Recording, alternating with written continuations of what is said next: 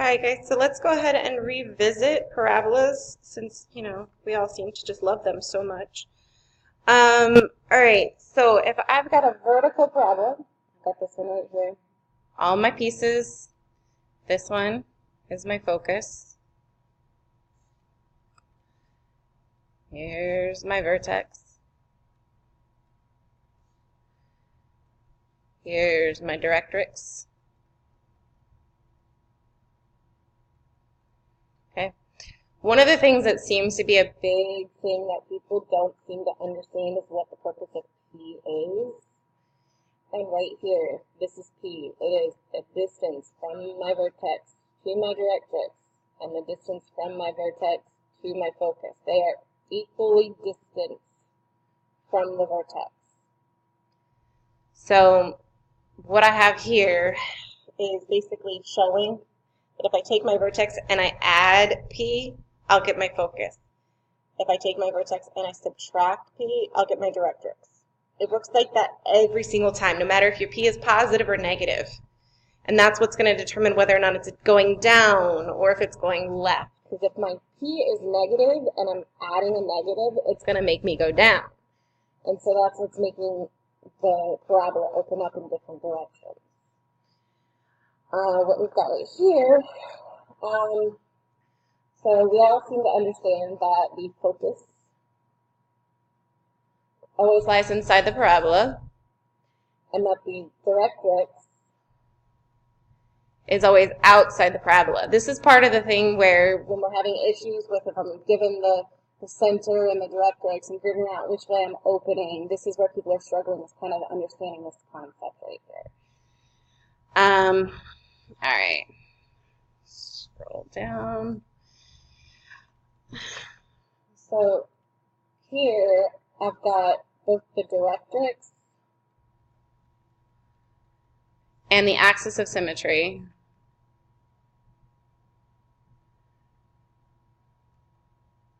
are perpendicular, meaning they intersect at 90 degrees. They are going in opposite directions. So that's why if my axis of symmetry is an x equals, the directrix is a y equals, and vice versa. And then here's another one. The vertex is plus or minus p units away from the focus and the directrix. So that's what I was just talking about up here, where I was saying that my p value is plus p and it's minus p down here. Okay? So standard form. What I got here is we've got, if I'm going to be vertical, I've got x minus h squared equals 4p y minus k. Here, if I'm going to be horizontal, that y minus k squared equals 4p x minus h. Okay, so one of the basics, there's too many people that are struggling with understanding which direction the graphs open.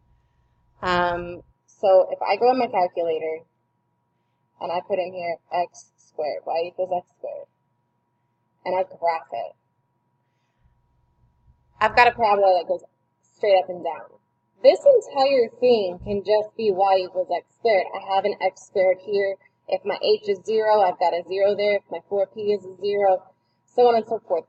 I can get there and make this into y equals x squared with what I've got right here. Here, so y squared is going to be horizontal. So if I have a positive p value, I'm opening right. If I have a negative p value, I'm opening left. So I'll put this is right here. If it opens right, if p is greater than 0, and it opens left if p is less than 0. Here, I'm going to be going vertical, up or down. I'm opening up if p is greater than 0, and down if p is less than 0. Basically, p is positive or if it's negative. But that's really all you're looking at, is this number outside front. If it's positive, then it's either up or right, depending upon which item is squared here. If it's x squared, it's opening up. If it's y squared, it's opening right. And then here's this for anybody who needs to update this that maybe didn't. My vertex is HK. Okay, and then right here, I'm going to try to make this a little bit thinner. My focus, I've got H plus P. Okay, here I've got X equals H minus P. Axis of symmetry, Y equals K. If I have a negative P, my graph is going to look like this.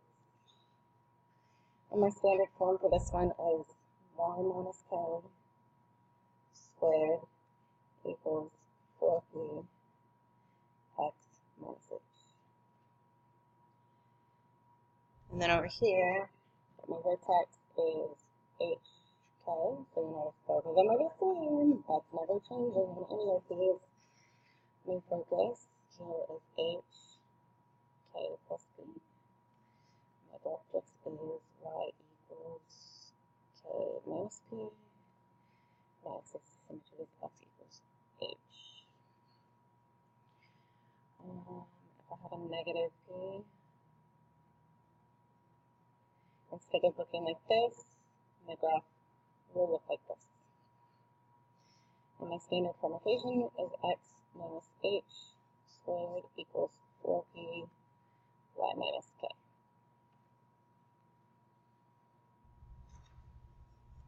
So here, let's look at this problem right here. This one looks a lot more simple than all of the ones that we're really seeing. But this is what I'm talking about, where if I have just like a y equals something x squared, it's going straight up and down. So then right here, what I've got, essentially, if I rearrange this, I'd have y equals negative 1/8 x squared, which is actually something I can take and I can put that in my calculator. And I'd have, oh, sorry, didn't mean to do that. How do I move this? There. I'm just trying to get to access to a button here. Negative, well, let's do it this way. Negative 1/8 x squared. Oop.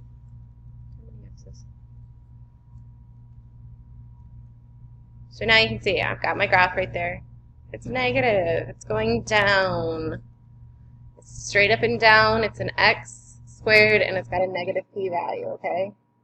So basically all I'm just going to do is figure out how that works.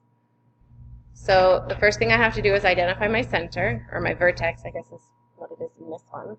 So if I'm going to rewrite this, maybe to make it look more comfortable, make it in this format. Negative 4p, sorry. 4p y minus k. If I'm going to put it in this format, that would basically just be this. Where this is negative 8. And this is going to be y minus 0. That's all I have. So this right here, if I was to distribute this negative 8, I'd have exactly this. X minus 0 is x, so that's what that is. So my center, or gosh, I keep saying center because I'm so used to ellipses and hyperbolas now. Vertex is 0, 0. So right here. So my axis of symmetry, since I know that I'm opening down, my axis of symmetry is what goes straight through the middle and through the vertex. Whoa, that's a really bad line. Where's my undo button?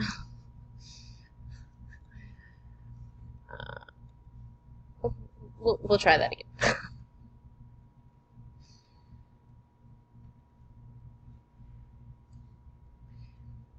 So, straight up and down through here. So I know a lot of us seem to struggle with this. I can identify that this is x equals 0 for two reasons. One, every single coordinate point along here, the coordinate point is going to be 0 something for my y. Like this one, it's 0, 8. This one, it's 0, 4. This one, it's 0, 1, 2, 3, 4, 5, 6, negative 6. So you see everything's going to be 0. Okay? All right, so now the other way I can look at it is I can consider which axis does it touch once and only once. Touches the x-axis once and only once, and it touches it at 0. So it's x equals 0. Now, in order to figure out what my focus is I have to figure out what p is. I know 4p is negative 8, so let me solve for p. So I've got 4p equals negative 8. I divide by 4 to both sides, and I get p equals negative 2. So that means I'm going to add 2 and I'm going to take away 2, because that's, remember, that's our distance. Our focus and our directrix are plus and minus 2 away from my vertex. So I'm going to take my center right here, my vertex right here, and I'm going to go up 2 and I'm going to go down 2. Simple as that. My directrix is a line. One of the mistakes a lot of people were making on the test was that they were trying to make the directrix into a point. So my focus is a coordinate point. It's going to be 0, negative 2. My directrix, since this is x equals, this is y equals. And it's wherever it touches that axis, so it touches it at 2. So that's my equation. So now trying this one, because this one is not centered at 0, 0, so it's got a little bit of changes. My vertex on this one is at 3, 2. One of the mistakes a lot of people were making on the quiz as well was that they would have said that the center was 2, 3. So they're just reading left to right. Remember, my center is always whatever's with the x and whatever's with the y. So this is always h, and this is always k. Whatever is with the y is k, whatever's with the x is h, and my center or vertex is always hk.